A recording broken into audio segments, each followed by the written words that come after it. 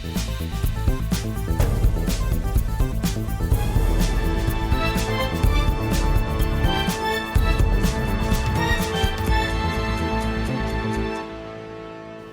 वालेकुम नाज़रीन, मैं हूँ आपकी मेज़बान नौशीन तारिक और मैं हूँ खुर्रम शहजाद। प्रोग्राम सनत और तिजारत में आपको खुशामदीद कहती हूँ। व्यूअर्स, हमेशा की तरह आज भी हम एक बिज़नेस शख्सियत से आपको मिलवाने जा रहे हैं, लेकिन दिलचस्प बात यह है कि ये बिज़नेस शख्सियत एक नामी गिरामी फ़नकार भी हैं और आप इनको स्क्रीन पर अदाकारी के जौहर दिखाते हुए देख भी चुके हैं। क्यों खुर्रम? बिल्कुल नौशीन, और मैं इनका तारुफ करवाऊँगा। इनका नाम है आसिम शाह काका खेल और इनकी दो कंपनीज हैं, कैटलिस्ट एसएमसी प्राइवेट लिमिटेड और ऑक्टेंगल सॉल्यूशंस। अस्सलाम सर। वालेकुम अस्सलाम जी। खुशामदीद कहते हैं आपको हमारे प्रोग्राम में और आपका बहुत शुक्रिया, आपने हमारे लिए वक्त निकाला। Thank you for inviting me.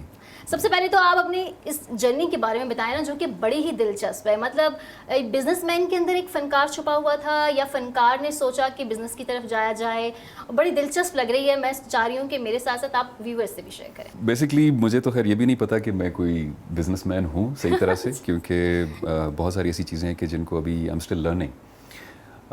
हर रोज़ कुछ ना कुछ नया सीखने को मिलता है और ख़ास तौर पे पैंडेमिक के बाद तो बहुत सारे नए एवेन्यूज़ खुले हैं and you know I think it's a process.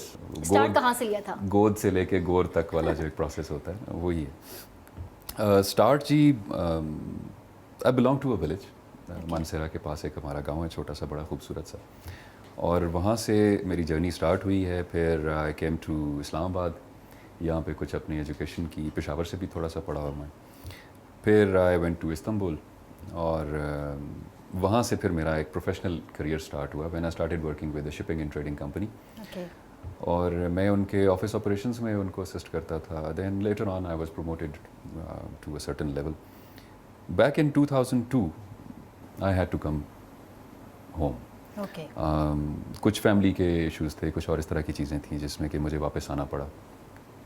जब मैं वापस आया तो देन वो होता यही है कि जहाँ पे आपका जो नसीब लिखा होता है, तो वो मेरी रोज़ी रोटी जो है वो इस्तांबुल में मज़ीद नहीं थी शायद। हालांकि मैं वहाँ पे आई वाज डूइंग वेल और साथ में कुछ और इस तरह की चीज़ें थी जिसमें I was also into sports. मैं मार्शल आर्ट्स करता रहा वहाँ पे। इस्तांबुल में एक बड़ा अच्छा नामी ग्रामी क्लब है नामक एकिन साहब का। नामक एकिन साहब के क्लब में मैंने किक बॉक्सिंग स्टार्ट की थी वहाँ पे। शुरू में यहाँ पे भी कुछ ना कुछ फिज़िकल एक्टिविटीज़ करता रहा।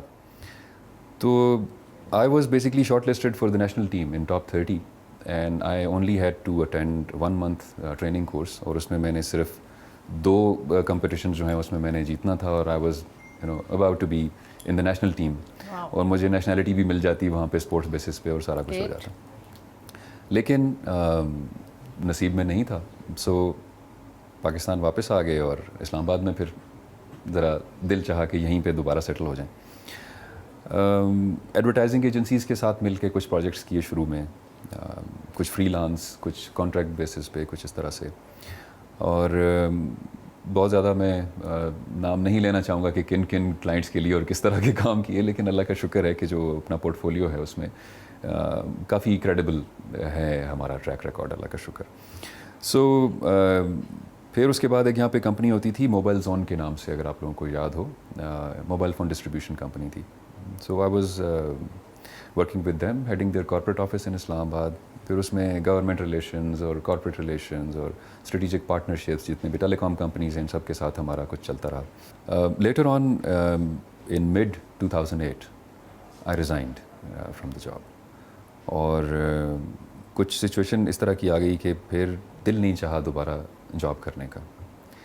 मुझे नहीं पता था कि मेरे अंदर एक एंटरप्रेन्योर है, लेकिन बस उस टाइम पे वो हो गया डिस्कवर। तो कॉलकॉम यूएसए की तरफ से एक क्यूरी आई थी कि जी पाकिस्तान में 3G इनेबल्ड डिवाइसेस कितनी हैं और उनको एक मार्केट सर्वे किया जाए।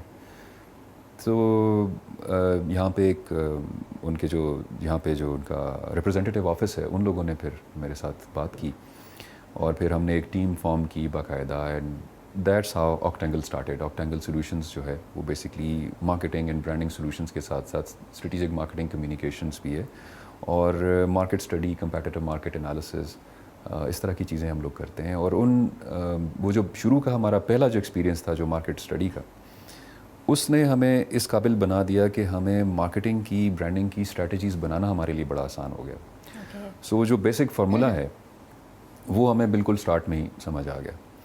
موبائل زون میں رہتے ہوئے چونکہ مارکیٹنگ کی باقی ایکٹیویٹیز. اچھا آپ کے اس بزنس پہ تو ہم تفصیل سے بات کریں گے اور اس کے تمام ہی ایکسپیکٹ کو ہم ایکسپلور کریں گے. یہ پھر بیچ میں ایکٹنگ کا آپ شوق کیسے آیا؟ ہاں وہ جرنی ابھی آدھی ہوئی ہے نا جو آپ نے مجھ سے پوچھا تھا. تو وہ جب برانڈنگ سٹارٹ ہوئی پھر اس کے ساتھ ظاہر ہے پروڈکشن ہاؤسز کے ساتھ آپ کا انٹریکشن سٹارٹ ہوتا ہے. آپ کی ڈاکومنٹریز بنتی ہیں, ایڈورٹیزمنٹس ہوتی ہیں, ڈیزائنز بنتے ہیں اور اس طرح کی چیزیں ہوتی ہیں. اور ہر جگہ پہ آپ کا ایک پراپر ان کے ساتھ ایک چیئر پہ بیٹھ کے راتیں جاگ کے آپ نے کام کرنا ہوتا ہے. تو وہ اسٹوڈیوز کے اندر کیا ہوتا ہے, کون کون سے اسپیکٹس کو دیکھا جاتا ہے, اسکرپٹ کس طرح لکھا جاتا ہے, کسی اسٹوری کو کس طرح سے کریٹ کیا جاتا ہے. اسٹوری ٹیلنگ کا جو ایک کانسیپٹ ہے وہ بھی ہمیں سمجھ آیا کہ وہ بیسک اس کی کیا ہے, جہاں سے آگے آپ ایک برانڈ کو پوری طرح سے اسٹیبلش کر سکتے ہیں. وہاں سے دوستیاں بننا شروع ہو گئیں. تو یہ بیک ان 2018 مجھے زبردستی ہمارے ایک دوست ہیں ڈائریکٹر, انہوں نے کہا کہ جی ایک چھوٹا سا رول ہے یہ ذرا آپ کریں. میں نے کہا میں نہیں کر سکتا. اور وہ ہوا بھی اس طرح سے کہ میری بیٹی چھوٹی جو ہے وہ اس کو انہوں نے ایز اے چائلڈ سٹار ایک ڈرامہ تھا اس میں انہوں نے اس کو انٹروڈیوس کیا ہوا تھا. تو میرا اس کے ساتھ آنا جانا ہوتا تھا. ہم لوگوں کا فیملی کا ہمارا ایک رول ہے کہ ہم لوگ بچوں کو کسی کے حوالے نہیں کرتے. اگر ہمارے فیملی کے ممبرز میں سے کوئی بھی اویلیبل نہیں ہے ان کو اسکول لے کے جانے اور لے کے آنے کے لیے, ہم اسکول ہی نہیں بھیجیں گے ان کو. ٹھیک ہے نا, بچے ہمارا ایسٹ ہیں اصل میں, آپ کسی اور کے حوالے ان کو نہیں کر سکتے. اس چیز پہ بڑا فوکس ہونا چاہیے. جتنا بھی یہ چائلڈ ابیوز اور جو کچھ ہو رہا ہے یہ صرف اور صرف اس وجہ سے ہو رہا ہے کیونکہ ہم لوگ اپنی ذمہ داری پوری نہیں کرتے, ہم لوگ بچوں کو دوسروں کے حوالے کر دیتے ہیں. سو ہم نے اس کو کاؤنٹر کرنے کے لیے شکر الحمدللہ کہ ایک رول سیٹ کر دیا تھا گھر میں کہ کوئی بھی اگر گھر میں موجود نہیں ہوگا تو بچے اسکول بھی نہیں جائیں گے. تو وہ جب شوٹنگ کے ہوتے ہیں اس کے آورس بڑے لینتھی ہوتے ہیں اور بڑے انپریڈکٹیبل ہوتے ہیں. صبح 10 بجے آپ جائیں گے تو رات کو 10 بجے 12 بجے کئی دفعہ 2 بجے ہمیں گھر آنا پڑا. So I used to be with her. So اس دوران انہوں نے کہا کہ نہیں یہ والا رول آپ کر لیں گے. اچھا خیر بھل میں نے ہم ہی بھر لی اور بس پھر وہاں سے ایک جرنی سٹارٹ ہوئی. اور ڈیورنگ 2019 اینڈ 2019 کو کرنے کے بعد پتہ چلا ہوگا کہ آپ کے اندر ایک اداکار بھی ہے. ہاں جی مجھے اصل میں اہل وفا میں بڑا اچھا آپ نے رول پلے کیا ہے. اور تو کہ ایک وہ لمیٹڈ آپ کا رول تھا بٹ آپ کی ایکٹنگ بہت اس میں جاندار تھی. جی مجھے خود بھی نہیں پتا تھا کہ میں کر لوں گا, میں آپ کو سچ بتا رہا ہوں. مجھے لیکن جب میں نے وہ شروع کیا سیٹ پہ میں جب موجود تھا تو جو شاید مجھے لگتا ہے کہ شاید ہوتا ہے نا کوئی بلٹ ان فیچرز ہوتے ہیں انسان کے اندر, ان میں ایک فیچر یہ تھا کہ مجھے کیمرہ نظر نہیں آتا. بہت سارے ایکٹرز کے لیے بہت بڑا مسئلہ ہوتا ہے کیونکہ وہ کیمرہ کے ساتھ وہ ایک دم سے کانشیس ہو جاتے ہیں اور پتہ نہیں کیا. So I am myself wherever I am. So کوئی ایسا مسئلہ نہیں رہا. اور اس کے بعد یہ تھا کہ جب اسکرپٹ آیا میرے پاس, جتنے بھی اسکرپٹس آئے ہیں یہ میرا خیال ہے شاید میکسیمم کچھ گھنٹے پہلے انہوں نے مجھے دیے ہیں ابھی تک جتنے بھی ہو. اور اس کو ایک نظر دیکھنا, اس کو سمجھنا, اسٹوری کو سمجھنا, ڈائریکٹر سے 2 دفعہ بات کر کے پوچھ لینا کہ یہ چیز یوں کر لیں اس طرح کر لیں. موویز وغیرہ میں کام کیا یا ابھی صرف ڈراموں میں ہی؟ ایک مووی کر لی ہے لیکن وہ ابھی تک پوسٹ پروڈکشن میں ہی ہے اور ریلیز نہیں ہوئی. اب آئی تھنک سو خرم کے پاس ہیں آپ بزنس کے بڑے ٹف قسم کے کوسچنز. کیوں خرم؟ اللہ خیر. نہیں بالکل ٹف قسم کے کویشچن تو نہیں ہے بلکہ جو ان کے پاس نالج ہے وہ ہم چاہ رہے ہیں کہ یہ ہمارے ویورز کے ساتھ شیئر کریں. جیسے آپ کی آکٹینگل سولوشنز ہے. جی جی. اب یہاں پہ پرابلم یہ ہوتا ہے کہ پاکستان میں برانڈس کا بہت زیادہ ٹرینڈ آ گیا ہے. جی جی. پہلے سے ہی تھا لیکن اب بہت زیادہ اس پہ فوکس کر رہے ہیں.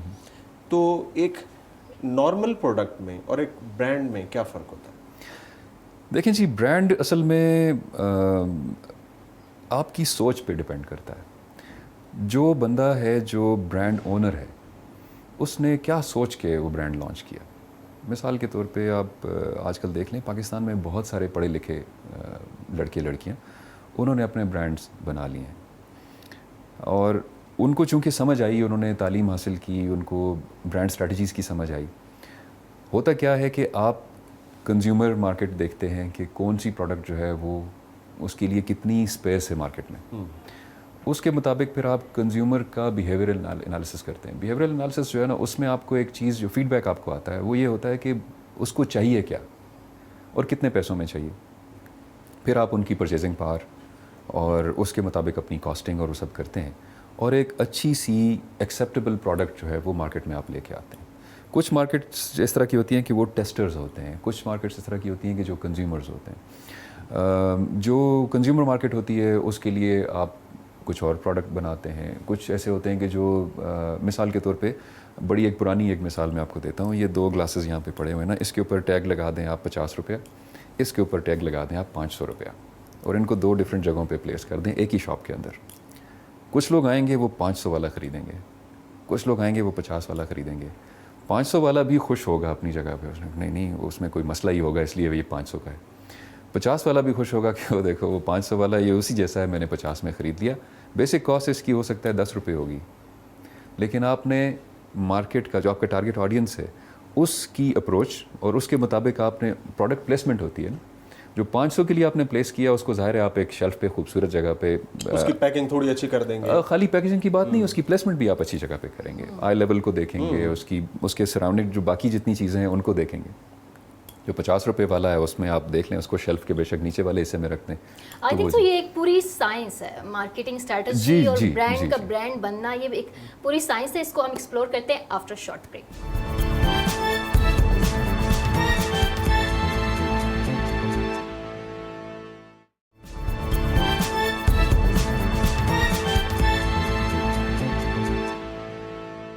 ویلکم بیک ناظرین. جی کاکا کھیل صاحب, بات کر رہے تھے ہم برانڈ اور نان برانڈڈ. جی اچھا, اب اس میں ہوتا کیا ہے کہ کنزیومرز پہ ڈپینڈ کرتا ہے اصل میں. برانڈ اسٹریٹجی جو پروڈکٹ ڈیولپ کرنے والے لوگ ہوتے ہیں وہ بناتے ہیں. کنزیومرز جو پرچیز کرنے والے ہیں جنہوں نے منی اسپینڈ کرنی ہے وہ اپنے حساب سے ایکسپینڈیچر کی وہ ان کی اپنی کیلکولیشنس ہوں گی. ہر ایک کی اپنی بجٹنگ ہوتی ہے مختلف چیزوں کے لیے. کپڑوں کے لیے آپ نے اتنا بجٹ رکھا ہے, جوتوں کے لیے اتنا رکھا ہے, واچز یا باقی ایکسیسریز جو ہیں ان کے لیے آپ نے یہ رکھا ہے, کیونکہ یہ ساری چیزیں جو ہیں یہ over and above your regular expenses ہوتی ہیں. تو ہر کوئی اپنی پاکٹ کے حساب سے اور اپنی کیپیسٹی یا آپ یہ سمجھ لیں کہ اپنی مینٹیلٹی کے حساب سے اپنے آپ کو بہتر زندگی گزارنے کی کوشش کرتا ہے اور اچھا رکھنے کی کوشش کرتا ہے. سو برانڈڈ جو آپ نے ایک بات کی, اکثر لوگوں کے ذہن میں یہ ہوتا ہے کہ جی برانڈز جو ہیں وہ بہت مہنگے ہیں یا نہیں. مہنگا اور سستا وہ آپ پہ ڈپینڈ کرتا ہے کہ آپ کی چوائس کیا ہے. برانڈز بہت کم قیمت میں بھی مل جاتے ہیں. ڈپینڈ یہ کرتا ہے کہ آپ نے اس کو اپروچ کس طرح سے کیا. نہیں, جو برانڈ مہنگا ہوتا ہے تو کیا پھر وہ اپنا پرپس سرو کر رہا ہوتا ہے؟ مطلب جتنی ہم نے اس کو خرچہ کیا ہے, اپنی جیب سے پیسے خرچ کیے ہیں یعنی کہ کوالٹی میں تو کچھ فرق آتا ہوگا, تو پھر ہم وہ مطلب جسٹیفائڈ ہوتا ہے وہ. دیکھیں ڈپینڈ کرتا ہے کہ آپ کس پروڈکٹ کی بات کریں. کلودنگ ہے, شوز ہیں, واچز ہیں, جیولریز یا اس طرح کی کوئی بھی چیزیں ہیں, وہ ان کی کوالٹی پہ ڈپینڈ کرتا ہے. کون سا مٹیریل یوز ہوا, اس کے اوپر محنت کتنی ہوئی. تو آپ اپنے کسٹمر کو کیسے مطلب اس حوالے سے سجیسٹ کرتے ہیں, یا کیا مطلب پروڈکٹ آپ لوگ خود پہلے اس کو انالیسس کرتے ہیں جب اس کی برانڈنگ یا اس کی پوری اسٹریٹجی بناتے ہیں مارکیٹنگ کی؟ دیکھیں جی, ہمارے ساتھ کام بھی بہت کم لوگ اسی لیے کرتے ہیں کیونکہ ہم لوگ خود بڑے کرٹک ہیں. اوکے. اور اکثر لوگ جو ہیں خاص طور پہ جو سیٹ مینٹیلٹی ہوتی ہے ان لوگوں کو کرٹیسزم بالکل بھی پسند نہیں ہوتا. تو ہم لوگوں نے ابھی تک جتنے بھی برانڈس کے ساتھ کام کیا ہے وہ سارے وہ والے برانڈس ہیں کہ جو انٹرنیشنلی ریناؤنڈ. مطلب آپ یہ سمجھیں کہ لیوائز کے لیے ہم نے کام کیا ہوا ہے, کوکا کولا کے لیے کام کیا ہے, ٹیلینور, سیمسنگ موبائل. برانڈ جو ہے کاکا کھیل صاحب وہ مارکیٹنگ کے اوپر بہت زیادہ اپنا بجٹ لگاتے ہیں. اس کی کیا خاص وجہ ہے؟ سر دیکھنے والے کو یہ لگتا ہے کہ بہت زیادہ بجٹ ہے. اصل میں یہ ہوتا ہے کہ آپ کی سیلز کی پرسنٹیجز ہوتی ہیں. کچھ لوگ جو ہیں وہ 5-6% لگاتے ہیں, کچھ لوگ 10% لگاتے ہیں, کچھ لوگ اس سے بھی زیادہ لگا دیتے ہیں depending upon their own strategies.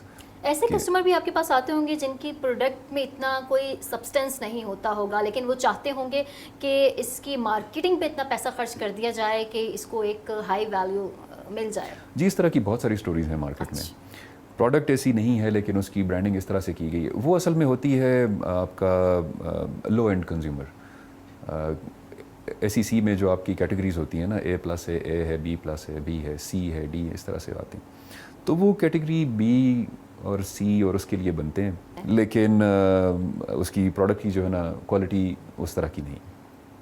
جو ایکچوئل برانڈز ہیں جتنی مرضی آپ برانڈنگ کر لیں, جتنی مارکیٹنگ کر لیں, اصل میں وہ اس وقت تک ہے جب تک وہ پیکیجنگ کھل کے سامنے نہیں آئی.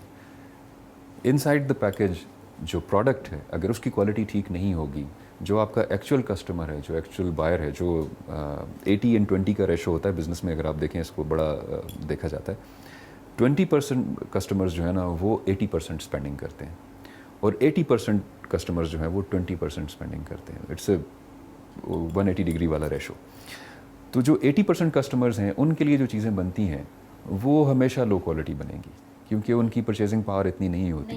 اچھا، میں ایک برانڈ اونر کی گفتگو سن رہا تھا جس میں وہ یہ کہہ رہا تھا کہ ہم نے مارکیٹ میں جو اپنی پروڈکٹ کی پرائس ہے وہ بہت کم رکھی ہوئی ہے، یعنی کہ ایک جو مڈل کلاس طبقہ ہے وہ سب سے زیادہ بائنگ کرتا ہے. کہتا ہے ہم ان پہ کوئی احسان نہیں کرتے، فکس پرائس کی فکس پرائس.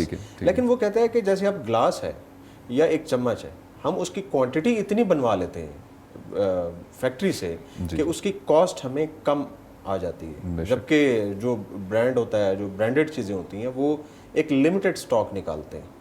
یہ ایک تھوڑا سا فرق ہوتا ہے جس کی وجہ سے پرائس میں بھی جو فلکچویشن ہے وہ آتی ہے. بالکل آپ کی بات ٹھیک ہے، وہ بالکل صحیح کہہ رہے ہیں، لیکن اس میں ڈپینڈ کرتا ہے کہ ہم کس برانڈ کی بات کریں اور کون سی پروڈکٹ کی بات کریں. اگر ہم بلک کوانٹٹی میں جو چیزیں یوز ہو رہی ہیں، فاسٹ موونگ کنزیومر گڈز ہیں یا کوئی اور اس طرح کی چیزیں ہیں، ان کی ہم بات کریں گے تو اس میں ڈفرینٹ برانڈز ہیں. ان کے مثال کے طور پہ آپ کا جو یہ ہے FMCG کے بڑے فیمس برانڈز ہیں، ان کی بھی پروڈکشن ہوتی ہے اور بڑی بلک کوانٹٹی میں ہی ہوتی. بلک کوانٹٹی میں پروڈکشن کا سب سے بڑا فائدہ یہ ہے کہ کاسٹ کٹنگ آتی ہے اس میں اور آپ کو بہت ہی زیادہ ریزنیبل پرائس مل جاتی ہے پر یونٹ. لیکن اوور آل کاسٹ بہت بڑھ جاتی ہے. مثال کے طور پہ جب انہوں نے بات کی کہ ہم نے اسپونز بنوایا یا گلاسز بنوایا یا کوئی بھی اس طرح کی چیز بنوائی ہے، تو وہ جہاں پہ انہوں نے 500 بنوانے تھے وہاں پہ ان کو 50,000 بنوانے پڑے ہوں گے، تب جا کے وہ پھر اس لیول تک کاسٹ آئی ہوگی کہ بریک ایون سے نیچے جائے اور اچھا مارجن ان کو مل سکے. اور اگر ان کو پھر 50,000 بنوائے ہیں تو پھر 50,000 ہی وہ سیل کریں گے تو تب جا کے اس مارجن کو وہ اچیو کر سکیں گے. لیکن جو برانڈز ہوتے ہیں جن کی پروڈکٹ کوالٹی کی جہاں پہ ہم بات کر رہے تھے، یہ وہ چیزیں ہیں کہ جن میں کوالٹی کو نہیں دیکھا جاتا. یہ وہی ہے لو پرائس. یہاں پہ بہت سارے ایسے آ رہے ہیں جو فکس پرائس پہ آ رہے ہیں.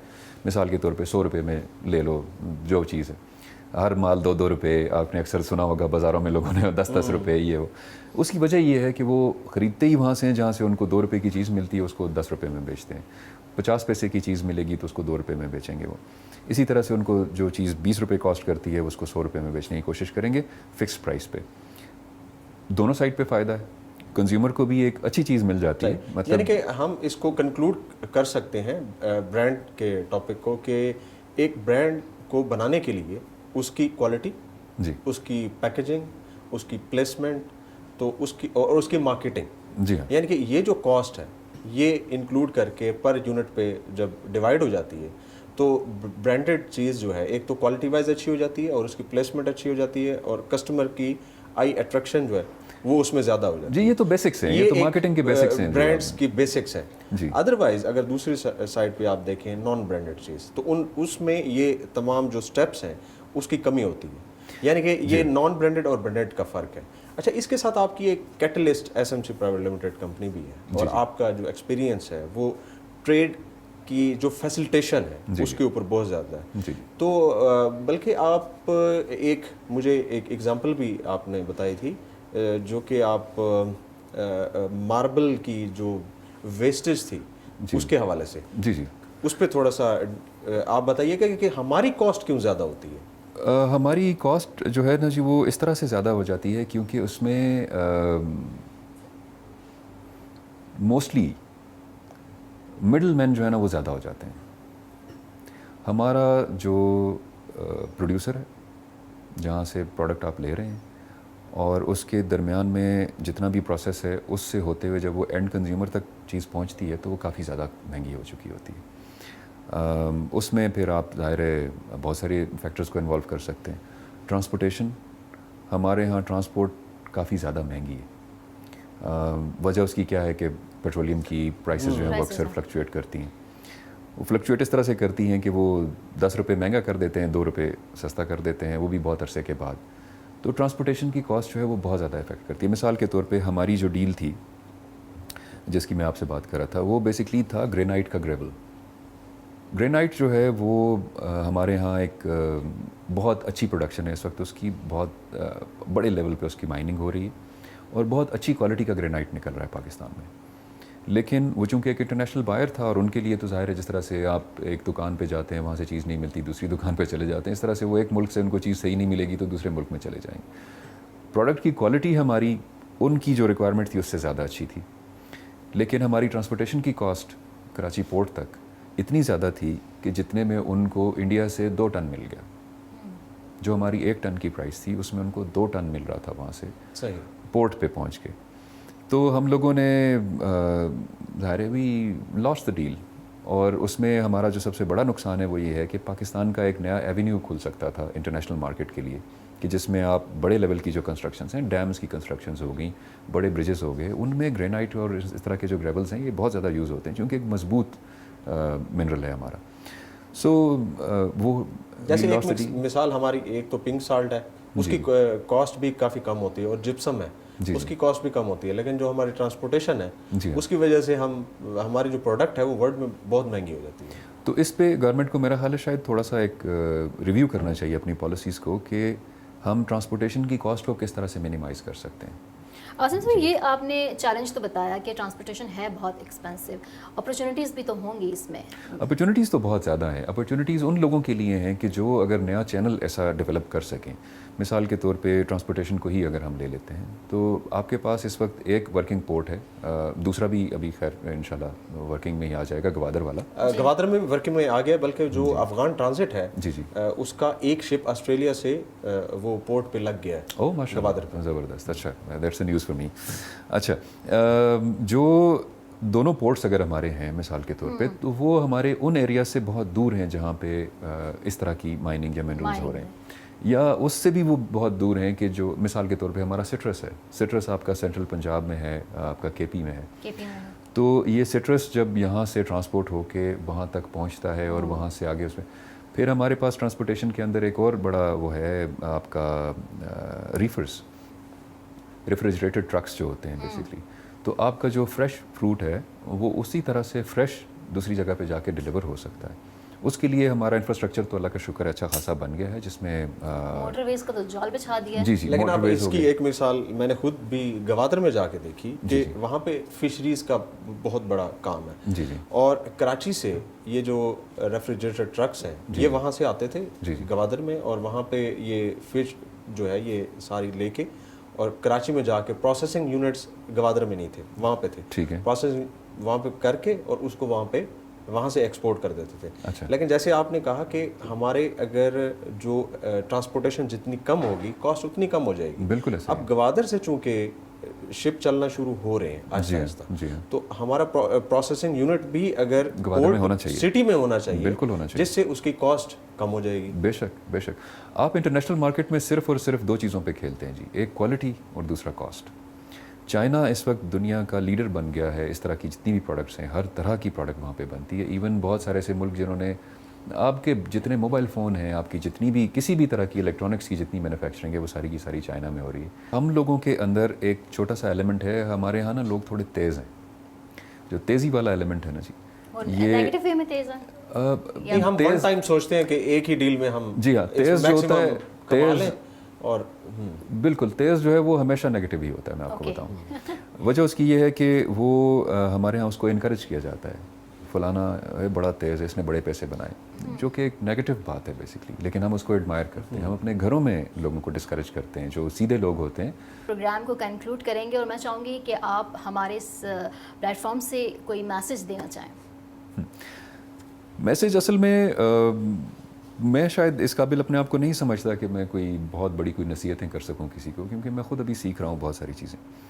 لیکن جو honesty is the best policy ہم لوگ بچپن سے پڑھتے آ رہے ہیں، میرے خیال سے اس سے بڑی نصیحت کسی کے لیے کچھ بھی نہیں ہے. نبی پاک صلی اللہ علیہ وسلم کی اگر آپ زندگی دیکھیں تو انہوں نے نبوت سے پہلے بھی صرف اور صرف ایک چیز پہ اپنا نام بنایا تھا، وہ تھا ان کی آنیسٹی، صادق اور امین تھے وہ، اور ٹروتھفلنس، کہ وہ جھوٹ نہیں بولتے تھے اور وہ کسی کی چیز میں کوئی خیانت نہیں کرتے تھے، کسی کو دھوکہ نہیں دیتے تھے، کسی کے ساتھ کوئی چیٹنگ کوئی فراڈ نہیں کرتے تھے. ہمارے ہاں تھوڑا سا یہ ایلیمنٹ نظر نہیں آ رہا، نہیں آتا. ٹھیک ہے.